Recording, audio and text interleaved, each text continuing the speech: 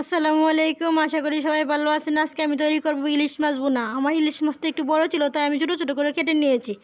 নিয়ে নিলাম এক বাটি পেঁয়াজ কুচি। অপর দিকে আমি একটা কড়াইয়ে তেল গরম করে নিলাম এবং দিয়ে দিলাম পেঁয়াজ কুচি।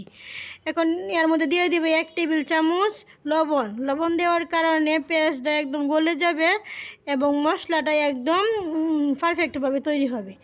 বাদামি কালার করে ভেজে নিলাম এবং এর মধ্যে দিয়ে দিব অল্প একটু পানি দিয়ে আমি কিছু মশলা এর মধ্যে অ্যাড করে দিব।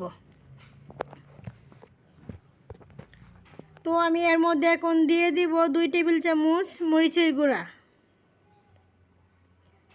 দিয়ে দিব 1 টেবিল চামচ হলুদের গুঁড়া, দিয়ে দিলাম 1 টেবিল চামচ ধনিয়ার গুঁড়া, দিয়ে দিলাম অল্প একটু লবণ, কারণ লবণটা আমার আগে দেওয়া ছিল 1 টেবিল চামচ। এখন আমি হালকা একটু পানি দিয়ে এগুলোকে ভালো করে কষিয়ে নেব। মশলাটা যত ভালো করে কষাবেন রান্নাটা তত পারফেক্টভাবে তৈরি হবে। এটা মনে রাখবেন, যদি আপনি মশলাটা কষিয়ে রান্না করেন তাহলে আপনার তেলটাও একটু কম লাগবে এবং খেতেও অনেক ভালো লাগে। আমি সব রান্নায় মোটামুটি মশলা কষিয়ে রান্না করার চেষ্টা করি, এতে খেতে আলহামদুলিল্লাহ অনেক ভালো লাগে। দেখতে পাচ্ছেন ভিউয়ার্স, আমার মশলাটা প্রায় কষানো শেষ। এখন আমি এর মধ্যে দিয়ে দিব আগে থেকে কেটে রাখা মাছগুলো। আস্তে আস্তে আমি মাছগুলো দিয়ে হালকা আঁচে আমি কষিয়ে নেব। এটা একটু সাবধানে নাড়াচাড়া করবেন, না হয় মাছটা ভেঙে দেবে। দেখতে পাচ্ছেন আমি আলতোভাবে অল্প অল্প অল্প করে আস্তে আস্তে করে আমি এগুলোকে নাড়া দিয়ে ভালো করে কষিয়ে নিলাম।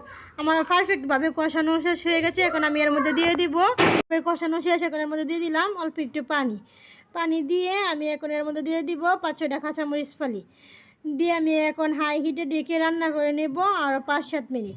এটাকে আস্ত করে একটু নাড়িয়ে দিব, তাহলে মশলাটা মাছের সঙ্গে ভালো করে মিশে যাবেন। যারা নতুন রাঁধুনি আছেন তারা আমার রান্নাটা ফলো করবেন, তাহলে তারা অতি সহজে শিখতে পারবেন সব রান্না। কারণ আমি একটু সহজভাবে রান্নাগুলো আপনাদের সামনে পরিবেশন করার চেষ্টা করি। আমি ঝামেলা অথবা কঠিনভাবে তৈরি করি না রান্না, আমি অনেক সহজভাবে আপনাদের সামনে রান্নাটা দেখানোর চেষ্টা করি। তো ভিউয়ার্স, আমি হাই হিটে রান্না করে নিলাম। এখন আমি আরও কয়েক সেকেন্ড রান্না করে আপনাদের সামনে আমি দেখিয়ে দেব।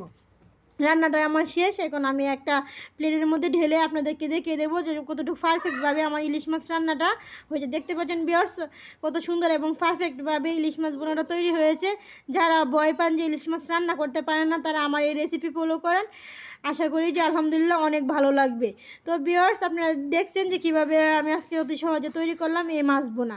আপনারা বাসায় এভাবে ট্রাই করবেন, দেখবেন খেতে আলহামদুলিল্লাহ অনেক ভালো লাগবে এবং সবার কাছে আপনি হয়ে উঠবেন সেরা রাঁধুনি। তো ভিউয়ার্স, আজকের মতো এখানেই বিদায় নিচ্ছি। আশা করি ভালো থাকবেন। আল্লাহ হাফিজ। আসসালামু আলাইকুম।